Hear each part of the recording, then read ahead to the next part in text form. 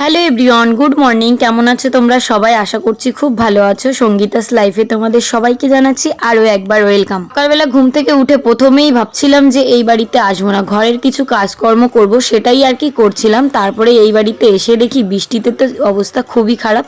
যদিও অবস্থা খারাপ হলেও মনটা বেশ ভালোই আছে, যেহেতু গরমটা খুব পড়েছিল। তাই গাছ থেকে দেখলাম যে কটাগুলো বেগুন হয়েছে, তুলে নিলাম। কি বলতো, আজকে সকালবেলা ঘুম থেকে উঠে প্রথমে আমি কিন্তু ওই বাড়িতে যাইনি, ভিডিওটা এডিট করার সময় আগে দিয়ে দিলাম। দেখো এই যে অবস্থা হচ্ছে আমার আলমারি। আর ছোট হওয়ার কারণে মানে রাখার জায়গা নেই, তাই কিছু জামা কাপড় এইভাবে পরে পরে রাখা হয়, আবার অগোছলো হয়ে যায়। তো আজকে ভেবেছি আলমারিটাকে সুন্দর করে গোছাবো। গরমকালের দিন একটাই জ্বালা, এত পরিমাণে পিঁপড়ের উৎপাত, জামা কাপড়গুলো ভালো ভালো সব কেটে দিচ্ছে। তাই ভাবলাম সুন্দর করে গুছিয়ে নিই। তো দেখো এই যে আলমারিটা গুছিয়ে নিয়েছি, বালিশের কাভার, বিছানার চাদর, শাড়ি, তারপরে এই যে কিছু জামা কাপড় পরে আছে এগুলো আবার ভাঁজ করতে হবে, আলমারিতে রাখতে হবে, শাড়িগুলো রাখতে হবে। মানে এত এত কাজ, সকালবেলায় এত কাজ আমি অগোছলো করে নিয়েছি যে আমার মাথাটা রীতিমতো ঘুরছে। তাই ভাবছি যে কি করব। তো এই যে আলমারিটা এই অবধি গুছিয়েছি, আর নিচেটা এত জামা কাপড় পরে আছে। সমস্ত জামা কাপড় গোছানো হয়ে গেছে। তারপরে ওর বাবার কাছে বললাম যে আজকে তো বেশ সুন্দর বৃষ্টি হচ্ছে, সকালবেলা একটু খিচুড়ি করি। তো ওর বাবা আমাকে শুনিয়ে দিল, খিচুড়ি আমি খাই না, আমার একদম পছন্দ হয় না।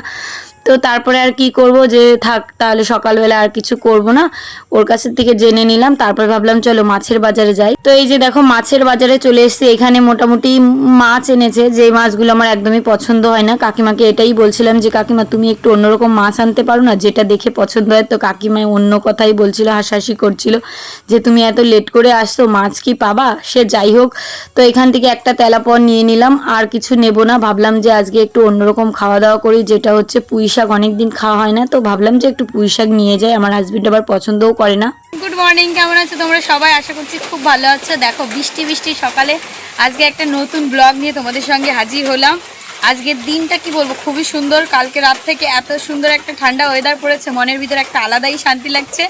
তো আমি এই বাড়িতে চলে এসেছি, কিন্তু আমার এখন রান্না করতে হবে। এখন বাজে সকাল 9টা। সকালবেলা থেকে আমি সংসারের সব কাজ করলাম, যেমন জামা কাপড় গোছানো থেকে শুরু করে ঘরের সব কাজ করেছি। তারপরে এখানে এসে এই যে বাজারও করেছি। দেখো এখানে এনেছি পুঁই শাক, তারপরে ডিম আর কুশি মাছ, ওগুলো ভাজি করব। মাছ এনেছি, মাছ দেবো। আর এই দেখো এই একটা কি ভালো লাগছে না বলো?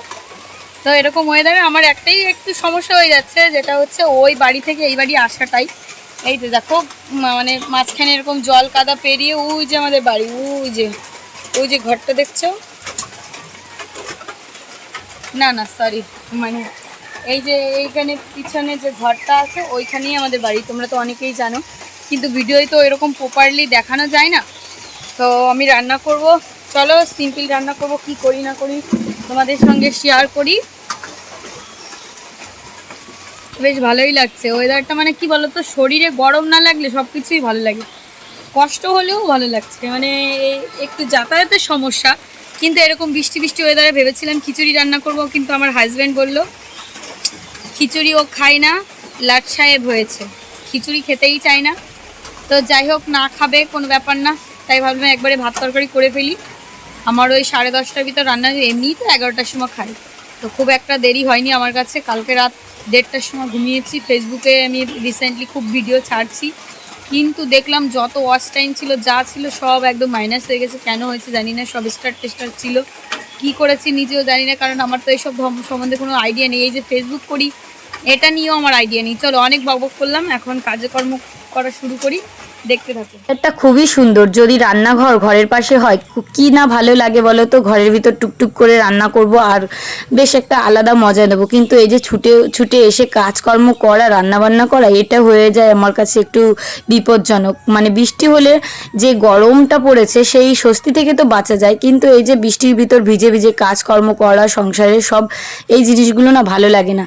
মেয়েদের সংসার বলতে রান্নাঘর, সেই রান্নাঘরটা যদি এতটা দূর হয় তাহলে কেমন লাগে বলো তো। এক ঘরে শোয়া, এক ঘরে রান্না করা, মানে ভীষণ দূর হয়ে যায়। যদি একটা উঠোনের পর থাকে সে ব্যাপার আলাদা থাকে। যদিও আমরা মেয়ে মানুষ, আমরা যতই মডেলার কিচেন তৈরি করি না কেন, সেই বাড়ির পাশে ছোট্ট একটা কুঁড়ে রান্নাঘর সবার বাড়িতে থাকবে, বিশেষ করে গ্রাম এলাকায়।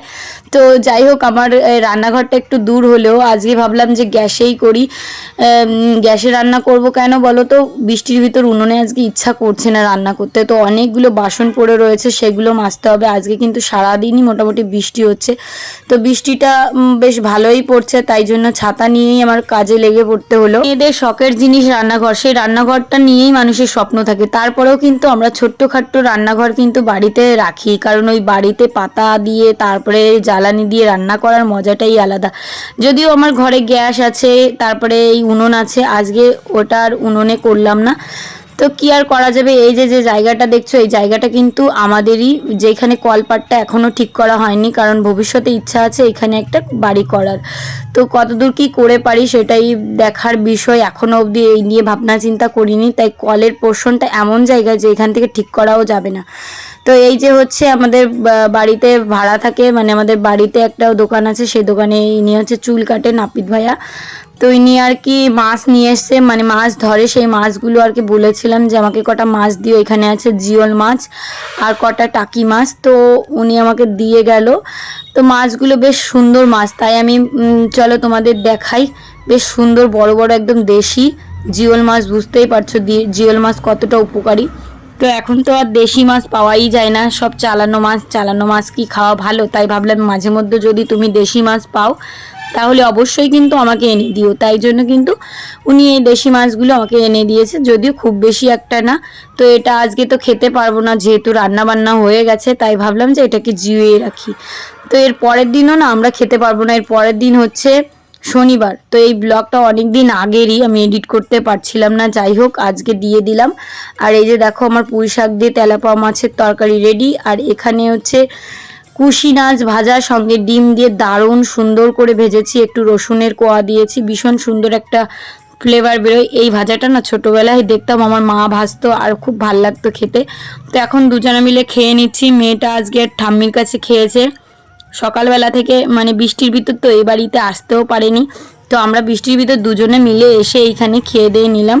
খাওয়া দাওয়ার পরে চলো তোমাদের ঘরটা একটু সুন্দর করে দেখিয়ে দিই কতটা গুছিয়েছি। এই দেখো, মানে ছোট্ট ঘর হলেও যদি সত্যি কি গুছিয়ে রাখা হয় খুবই ভালো লাগে, কিন্তু এই ঘরের ভিতর জামা কাপড় যে যখন রাখবো তখন আর মানে কোথায় রাখবো বুঝে পারি না, ভীষণ ভাবনা চিন্তা করে রাখতে। আর এই যে দেখো আমার নতুন মেম্বার, আমার মা কালী, আমি খুব মাকে বিশ্বাস করি।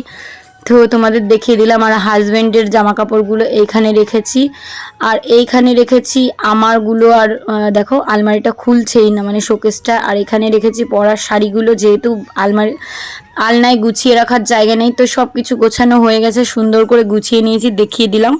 মানে গোছানোর জিনিসটা না একটু মাথা ঠান্ডা করে গোছাতে হয়, ক্যামেরা অন করে গোছাতে গেলে লুটোপুটো খেয়ে যেতে হবে। যাই হোক, তো এই যে দেখো সুন্দর করে গুছিয়ে নিলাম, এখন রেখে দিচ্ছি। চলো এখন আরও কিছু কাজ আছে যেগুলো করব। তো সকালবেলা থেকে এই করতে করতে খেতে খেতে সারাদিন মানে কোথায় টাইম যে চলে গেল। আর ওই জায়গাটা একটু ফাঁকা আছে, যাক ভালো হয়েছে, আলমারিতে একটু জায়গা বের করে নিয়েছি, বেশ ভালোই লাগছে আমার।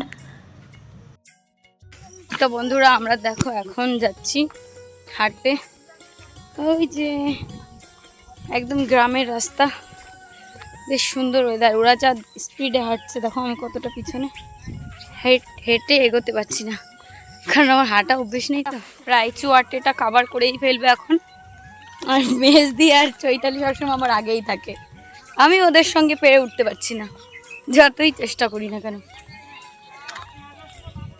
অনেকটা টাইম হেঁটেছি, মেজদিদের সঙ্গে হেঁটে পারি না। চৈতালি আর মেজদি যায় প্রতিদিন হাঁটতে, আমি ভাবলাম যে আজকে একটু যাই। তো যাওয়ার পরে আমার অবস্থা খুবই খারাপ হয়ে গেছে।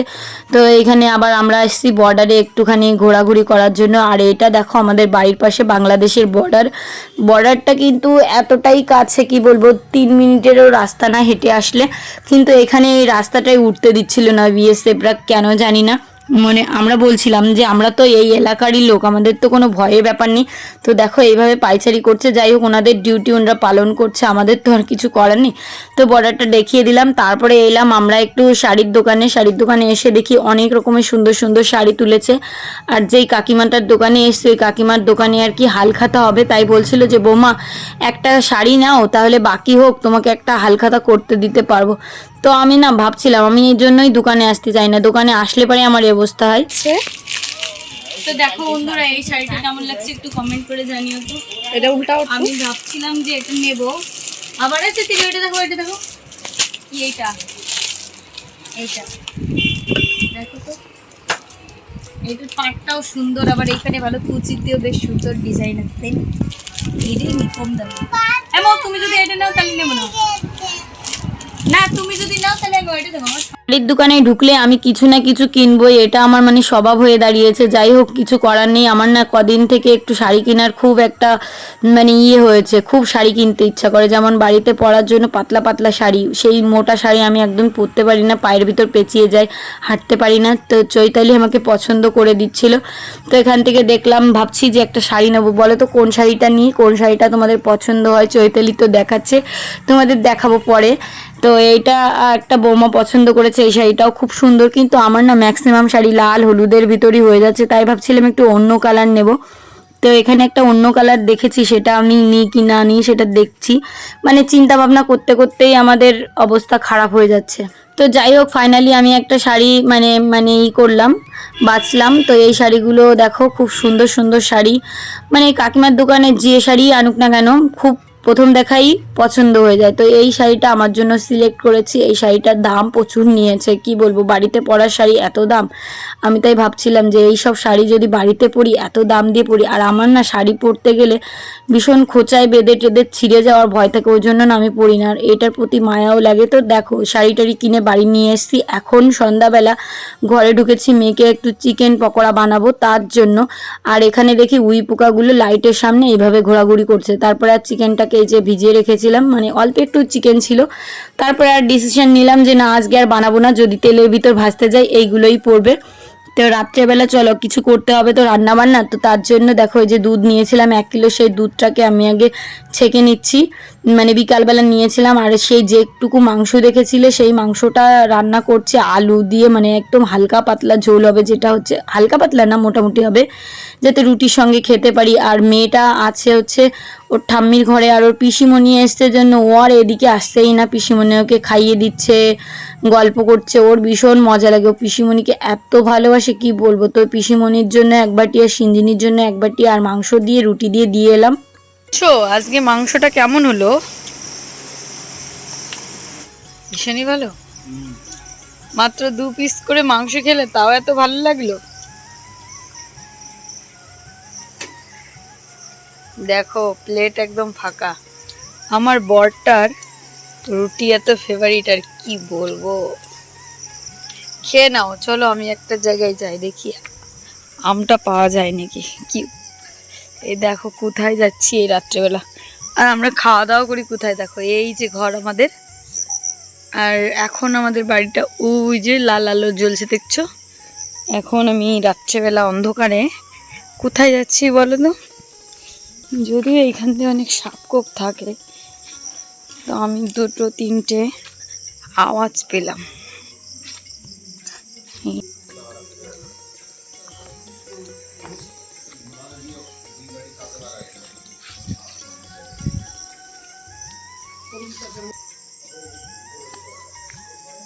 তো দেখো বন্ধুরা, এই যে 3টে আম পেলাম। আমগুলো দেখেছো কি সুন্দর, একদম পাকা পাকা টসটসে। তো এই 3টে আমই রাত্রিবেলা পড়লো, সকালের দিকে পড়লে হয়তো আমি পেতাম না। এখন এই ঘরটাকে তালা মারবো। খাওয়া দাওয়া করা হয়ে গেল। আর থালা বাসন আজকে আর মাজবো না, ভালো লাগছে না।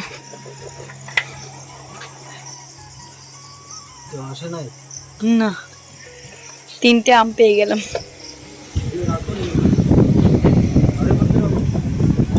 কেউ নেয় না। এখানে কিছু কাজ গোছাবো, তারপরে আর কি বাড়িতে যাব। তো এই যে সব কিছু, আজকে আর বাসনটা মাজলাম না। বন্ধুরা, এই যে খাওয়া দাওয়া কমপ্লিট করলাম, এখন এই ঘরটা তালা মারবো। এখন বাজে 10:30। তো চলো আজকের ব্লগটা এখানে রাখছি। যদি ভালো লাগে অবশ্যই একটা লাইক করো, কমেন্ট করো, আর চ্যানেলটিকে সাবস্ক্রাইব করো। আর এই যে দেখো তোমাদের দাদাভাই বসে আছে, একটু টাটা করে দাও।